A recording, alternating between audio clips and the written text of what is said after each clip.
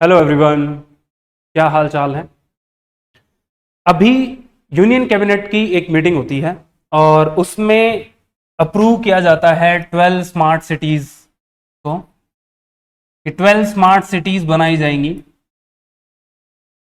तो ये अभी यूनियन कैबिनेट कमेटी जो है, या फिर cabinet committee on economic affairs, cabinet committee on economic affairs. तो पहली चीज तो ये कि आप कमेंट्स करके बताओगे कि इसका चेयरपर्सन कौन होता है, कि कौन चेयर करते हैं। हो सकता है कि आपसे एमसीक्यू में ये क्वेश्चन पूछा जाए।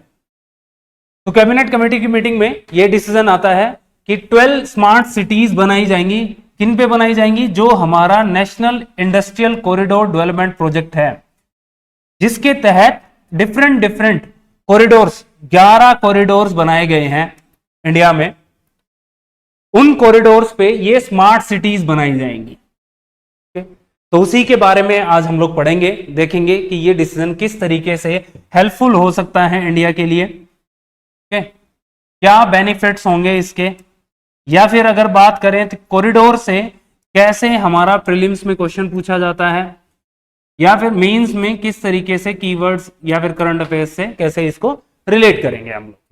तो देख लेते हैं। अभी एक चीज मैं अभी यहां पे बता दूं कि जब भी गवर्नमेंट की स्कीम कोई आती है या गवर्नमेंट का कोई डिसीजन आता है, तो आप लोगों के लिए एक सजेशन है कि आप लोग ना ऑथेंटिक जो सोर्सेज हैं, जैसे पीआईबी, ये जो फोटो है ये पीआईबी से मैंने उठाया, या फिर आप ट्विटर हैंडल देख लो इनका, पीआईबी का ही ट्विटर हैंडल देख लो, या फिर आप क्या कर सकते हो, जो इनकी वेबसाइट्स है ना, तो उनको भी विजिट कर सकते हो। वहां पे आपको एग्जैक्ट इंफॉर्मेशन मिलती है और उस इंफॉर्मेशन से आप क्या कर सकते हो कि अपने बुलेट पॉइंट्स प्रिपेयर कर सकते हो। तो हमेशा जो गवर्नमेंट की स्कीम्स हैं या फिर गवर्नमेंट के जो प्रोजेक्ट्स हैं, इनिशिएटिव्स हैं, आप ट्राई करो कि गवर्नमेंट की वेबसाइट से या ऑथेंटिक सोर्सेज से ही उनको पढ़ो। तो क्या हुआ कि इंडस्ट्रियल स्मार्ट सिटीज बनाने का डिसीजन लिया गया, प्रपोजल पास हुआ। कितनी? 12। और किसके तहत वो बनेगी? National industrial corridor development project. Okay, तो ये चीज हमें ध्यान रखनी है। कितनी सिटीज की बात हो रही है? 12 सिटीज बनेगी। ओके, और वो जो प्रोजेक्ट है वो किसके तहत है? National industrial corridor development programme या प्रोजेक्ट। ठीक है, आप इसमें ध्यान रखना। अब इसमें अगर बात करें तो सरकार का जो इन्वेस्टमेंट है, या फिर कितना ज्यादा इसमें खर्चा लग रहा है, या इन्होंने इसके लिए फंड अलॉट किया गया है, तो वो ऑलमोस्ट 28,000 करोड़ रुपए के आसपास, सॉरी 28,000 करोड़ के आसपास का जो अमाउंट है, ओके, वो अलॉट किया है सरकार ने इस प्रोजेक्ट के लिए। ये जो 12 सिटीज बनेंगी, ये जो स्मार्ट सिटीज बनेंगी, ये green field projects. Green field projects का मतलब हो गया यहां पे कि ये बिल्कुल स्क्रैच से स्टार्ट होंगे, बिल्कुल जीरो से स्टार्ट होंगे। ऐसा नहीं है कि ऑलरेडी कोई एस्टेब्लिश सिटी है और उसी में सारी चीजें चेंज कर दी जाए, या फिर उसको रिन्यू कर दिया जाए, या फिर उसमें ही चेंजेस किए जाए। नहीं, ये जो सिटीज बनेंगी वो न्यू सिटीज बनेगी। ओके, तो ग्रीन फील्ड प्रोजेक्ट्स होंगे ये। अगर ये बात करें तो कितनी स्टेट्स में? 10 स्टेट्स में इंडस्ट्रियल कॉरिडोर्स हमारे सिलेबस में भी है, बहुत बार प्रीलिम्स में क्वेश्चन पूछा भी गया है, अभी देखेंगे भी। ये टॉपिक आज मैं क्यों उठा रहा हूं? क्योंकि ये इस तरीके के ही क्वेश्चन हमसे प्रीलिम्स में और मेंस में पूछे भी जाते हैं। ओके, 10 स्टेट्स हैं जिनमें ये सिटीज डेवलप की जाएंगी। तो ये आपको ध्यान रखना, 12 सिटीज, कितनी स्टेट्स में? 10 सिटीज में। किसका पार्ट है? National industrial corridor development programme का पार्ट है।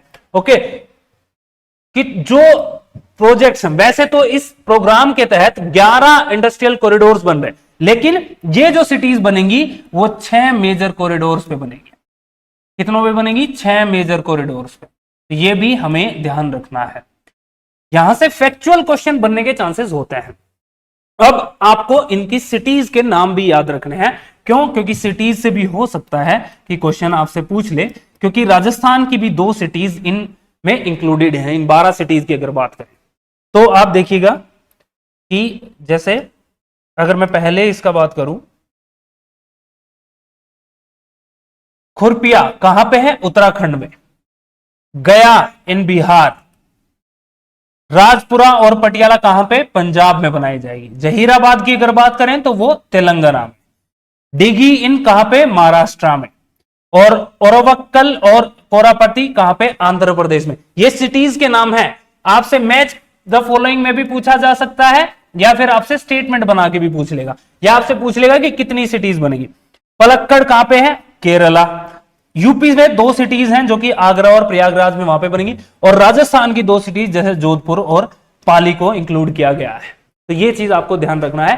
वो क्वेश्चन ऐसे भी आ सकता है कि जोधपुर और पाली को किस प्रोजेक्ट के तहत इसमें ऐड किया गया है, या फिर राजस्थान से कौन कौन सी ऐसी 2 सिटीज हैं जो कि इंडस्ट्रियल स्मार्ट सिटीज में कन्वर्ट होंगी या बनेगी, किस प्रोग्राम के तहत, ये आपसे क्वेश्चन पूछा जा सकता है। तो ये चीजें हम लोगों को क्लियर होगी। सिटीज हम लोगों ने देख ली, कितने स्टेट्स में? 10 स्टेट में। कितने जो कॉरिडोर्स हैं? 6 कॉरिडोर्स के ऊपर बनेंगे। कितनी सिटीज बनेगी? 12 बनेगी। किस प्रोग्राम के तहत है, कितना खर्चा, ये इतना ज्यादा इंपॉर्टेंट नहीं है, but still we should know that कि ये 28,000 करोड़ के आसपास की जो लागत से ये सिटीज बनाई जाएगी। ओके, अगर इनकी विशेषताओं की बात करें या फिर इनकी जो हम लोग आगे देख लेंगे, वैसे तो बेनिफिट्स में ही हम लोग आप लोगों से डिस्कस करेंगे। ये डिफरेंट जो आप लोगों ने न्यूज़पेपर देखा होगा, तो न्यूज़पेपर में आप लोगों को क्लिपिंग्स मिलेंगी, है ना। तो आप किसी भी न्यूज़पेपर से ये चीजें उठा सकते हो, वही सारी लाइनें या वही सारी चीजें हैं जो मेंशन की गई हैं, जो अभी हम लोगों ने डिस्कस की है। ओके, अब एक बार बात करते हैं कि ये क्यों इंपॉर्टेंट है हमारे एग्जाम के लिए। आप प्रीवियस ईयर के क्वेश्चन उठा के देखना, आप पीवाईक्यू उठा के देखोगे तो आपको इंडस्ट्रियल कॉरिडोर के ऊपर 4 क्वेश्चन दिखाई देंगे आपके प्रीलिम्स में। मतलब ऑलमोस्ट हर साल क्या हो रहा है कि आपको कॉरिडोर के ऊपर क्वेश्चन पूछ लिया जा रहा है कि ईस्ट वेस्ट जो कॉरिडोर है वो किस किस सिटीज को कनेक्ट करता है। तो अभी जो हम लोगों ने जो प्रोग्राम है 23 सिटीज को बात किया, तो वो आपसे पूछी जा सकती है। ठीक है, ऐसे ही फिर ग्रीन एनर्जी कॉरिडोर किस किस डिस्ट्रिक्ट से पास होगा राजस्थान में, तो अभी जो डिस्कस किया वहां पे कौन कौन सी सिटीज थी अपनी? जोधपुर और पाली। कौन कौन सी? जोधपुर और पाली, ये 2 सिटीज थी जो इसमें इंक्लूड की गई हैं। फिर एक क्वेश्चन आया था कि अरेंज द फॉलोइंग सिटीज को नॉर्थ टू साउथ कॉरिडोर पे, नॉर्थ टू साउथ अरेंज करना था। तो हो सकता है कि जो अभी हम लोगों ने सिटीज आप लोगों के साथ डिस्कस की, उन सिटीज को भी नॉर्थ टू साउथ अरेंज करा सकता है, या फिर ईस्ट टू वेस्ट अरेंज करा सकता है। तो ये चीज आपको देखनी है, पढ़ते टाइम इन चीजों का ध्यान रखना है। Which among the following is situated on north south corridor, तो आपसे कोई सिटी पूछ लेगा कि नॉर्थ साउथ कॉरिडोर पे कौन सी सिटी है, ईस्ट वेस्ट कॉरिडोर पे कौन सी सिटी है, या फिर जो national industrial corridor development programme के तहत जो कॉरिडोर्स बने हैं, जो 11 कॉरिडोर्स बने हैं, वो इंपॉर्टेंट हो जाते हैं। तो उनपे जो मेजर सिटीज हैं, आप एक बार उन मेजर सिटीज के नाम देख लीजिएगा कि कौन सी सिटी जो है वो किस कॉरिडोर पे। बहुत अच्छा आपको मैप मिल जाएगा। आप जो NICDP की जो national industrial corridor development programme है, इसकी वेबसाइट पे जाना, आपको बहुत बढ़िया मैप मिलेगा। वहां पे आपको सिटीज भी क्लियर हो जाएंगी कि किस कॉरिडोर पे कौन सी सिटी है, प्लस में कि कौन सा कॉरिडोर कहां कहां डिस्ट्रिक्ट या फिर कौन कौन सी स्टेट से पास हो रहा है, कितने कॉरिडोर्स बने, वो सारी इंफॉर्मेशन आपको यहां पे मिल जाएगी। तो देखो, कॉरिडोर से क्वेश्चन हमारे प्रीलिम्स में पूछा गया है, इवन मेंस में भी क्वेश्चन कॉरिडोर के ऊपर आया। अब मेंस की एक बार बात कर लेते हैं। तो पहले मैं ये कीवर्ड्स अभी डिस्कस करेंगे। अभी आपसे क्वेश्चन इस तरीके से पूछा जा सकता है कि इस कॉरिडोर के ये जो हम लोग प्रोग्राम बना रहे हैं, इसका क्या बेनिफिट होगा। तो आपको अपना आंसर लिखते टाइम कुछ इस तरीके के कीवर्ड्स यूज करने हैं, ताकि आप अपना आंसर जो है वो बेटर बना सकें। जैसे अगर बेनिफिट्स की बात करें, तो आप सोचो, खुद से थोड़ा सा ब्रेनस्टॉर्मिंग करो इसमें। भाई कॉरिडोर बन रहा है, कॉरिडोर बन रहा है मतलब सिटीज बन रही है। सिटीज किसके अलोंग बन रही है? कॉरिडोर्स के अलोंग बन रही है।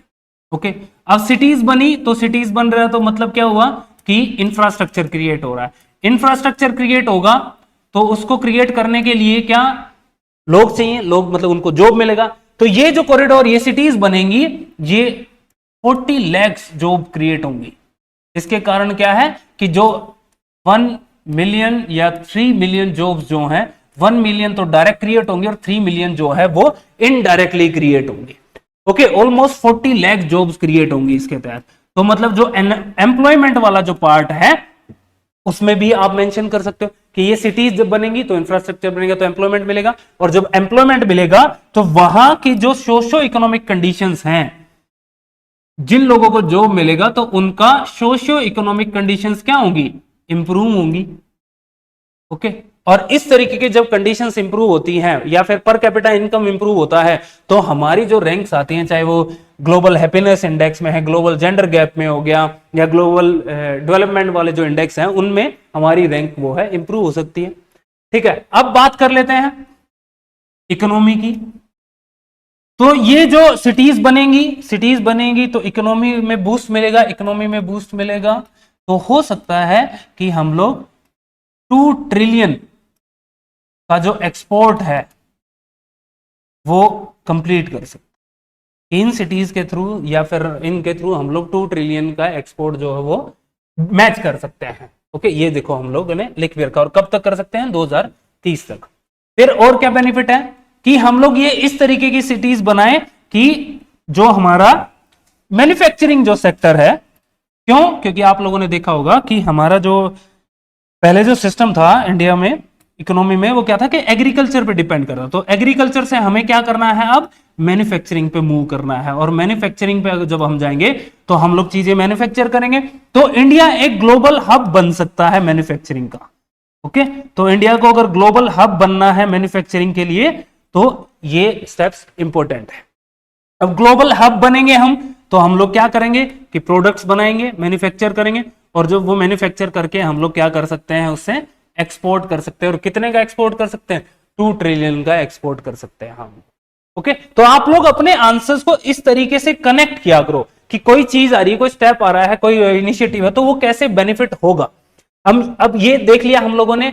अब इससे जब हम लोग ये खुद से मैन्युफैक्चर करेंगे तो जो हमारा मेक इन इंडिया जो प्रोग्राम है उसको बूस्ट मिलेगा, मेक इन इंडिया प्रोग्राम को बूस्ट मिलेगा। और जो हमारा विजन है क्या कि 2047 तक हमें क्या करना है, एक डेवलप्ड नेशन बनना है, विकसित भारत बनना है, तो वो जो ड्रीम है वो हम लोग अचीव कर सकते हैं। अब आपको पता चल गया कि हाँ किस तरीके के बेनिफिट्स होंगे। फिर या फिर जो हम लोग आत्मनिर्भर भारत की बात करते हैं, जो हम लोग आत्मनिर्भर भारत की बात करते हैं तो वो हम अचीव कर सकते हैं। प्लस में आप देखोगे कि जब हम इन चीजों पे या इंडस्ट्रीज में या मैन्युफैक्चरिंग पे जब काम करेंगे तो जो ग्लोबल सप्लाई चेन है, जैसे अभी आप लोगों ने देखा होगा कोविड टाइम पे जो क्या था कि चाइना में जब कोविड आया तो वहां पे मैन्युफैक्चरिंग इंडस्ट्रीज ने क्या किया, वहां से छोड़ के जो नेबरिंग कंट्रीज है वहां पे शिफ्ट होना स्टार्ट हो गई थी। तो इंडिया एक ऑप्शन बन सकता है इन्वेस्टमेंट के लिए। बाहर की कंपनीज क्या करेंगी, इन्वेस्ट करेंगी इंडिया। ओके, तो ये एक अल्टरनेटिव, जो चाइना का जो अल्टरनेटिव है वो बन सकता है इंडिया, एक इन्वेस्टमेंट हब बन सकता है। तो हम लोग क्या कर सकते हैं, ग्लोबल जो सप्लाई चेन है उसको भी लीड कर सकते हैं या फिर मेंटेन कर सकते हैं। ये आप अपने मेंस के आंसर में इस तरीके से चीजें आपको आनी चाहिए। ऐसे जब आप ब्रेनस्टॉर्म करने लगोगे, ये कीवर्ड्स जब आप अपने आंसर में लिखोगे तो अपने आप आपका आंसर इंप्रूव हो जाएगा। अब हम लोगों ने एक और चीज देखी थी, है ना, इसको कैसे कनेक्ट कर सकते हो आप सोच के देखो पहले कि ये इंफ्रास्ट्रक्चर वाला पार्ट है, तो क्या हम लोग इसको एसडीजी से कनेक्ट कर सकते हैं?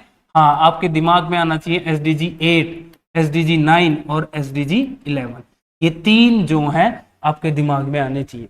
जब आप आंसर को कंक्लूड कर रहे होगे तो आप इस तरीके से कंक्लूड कर सकते हो कि ये जो प्रोजेक्ट है, ये जो हम लोग स्मार्ट सिटीज बना रहे हैं, वो भारत को क्या एक विकसित भारत बनाने में हेल्प कर सकता है। हम ग्लोबल वैल्यू चेन सिस्टम को स्ट्रॉन्ग बना सकते हैं, हम इन्वेस्टमेंट के लिए एक अल्टरनेटिव हो सकते हैं, और हम लोग जो हमारे जो टारगेट्स हैं एसडीजी सस्टेनेबल डेवलपमेंट गोल्स के जो टारगेट्स हैं, चाहे वो 8 हो, चाहे वो 9 हो, चाहे वो 11 हो, तो वो हम अचीव कर सकते हैं। और ये जो प्रोग्राम है जो पीएम गति शक्ति नेशनल मास्टर प्लान के भी अलाइन है, जिसमें हम लोग इंफ्रास्ट्रक्चर डेवलपमेंट कर रहे हैं डिफरेंट लेवल्स पे, और इन चीजों से क्या बन सकता है, एक आत्मनिर्भर भारत बन सकता है या फिर सेल्फ रिलायंट भारत बन सकता है। तो ये हम लोगों ने देख लिया कि किस तरीके से अगर मेंस में ये क्वेश्चन आता है तो हमें इसको कैसे हैंडल करना है। तो ये आज का हमारा करंट अफेयर्स था, ये अभी न्यूज में था। मैं एक बार फिर से आप लोगों को रिवाइज करवा देता हूं। तो हम लोगों ने देखा कितनी सिटीज बनानी है इस प्रोग्राम के तहत, आपकी 12 सिटीज। ओके, कितनी स्टेट से होके गुजरेगा, 10 स्टेट से होके गुजरेगा। ये चीज आपको ध्यान रखनी है। प्लस में कितने कॉरिडोर्स हैं, मेजर जो कॉरिडोर्स हैं जिन पे सिटीज बनाई जाएंगी, तो वो हमारे 6 कॉरिडोर्स हैं। ओके, ये पार्ट किसका है, अगर हम लोग को देखें तो नेशनल इंडस्ट्रियल कॉरिडोर डेवलपमेंट जो प्रोग्राम है उसका पार्ट है। और ये इसका जो अगर फंड की बात करें तो वो कितना था, ऑलमोस्ट 28,000 करोड़ रुपए इसके लिए इन्वेस्ट किए जाएंगे। ओके, अगर हम लोग वैल्यू एडिशन की बात करें तो अगर इंडिया ये सिटीज बनाता है तो वो 2 ट्रिलियन एक्सपोर्ट को इंप्रूव कर सकता है बाय 2030। ओके, कितनी जॉब्स क्रिएट की जाएंगी इससे, तो वो हम लोगों ने देखा था ऑलमोस्ट 40 लाख डायरेक्ट और इनडायरेक्ट जॉब्स क्रिएट की जाएंगी। ठीक है, तो ये सारी चीजें हम लोगों ने अब आपके लिए मैं एक सवाल आप लोगों को कमेंट में करना है कि वो राजस्थान की कौन सी 2 सिटीज हैं, आप पीछे जाके मत देखना इस चीज को, राजस्थान की कौन सी 2 सिटीज हैं जिनमें ये प्रोग्राम लॉन्च किया जाएगा, तो वो आप कमेंट करके बताइएगा। तो दैट्स ऑल, मिलते हैं नेक्स्ट वीडियो।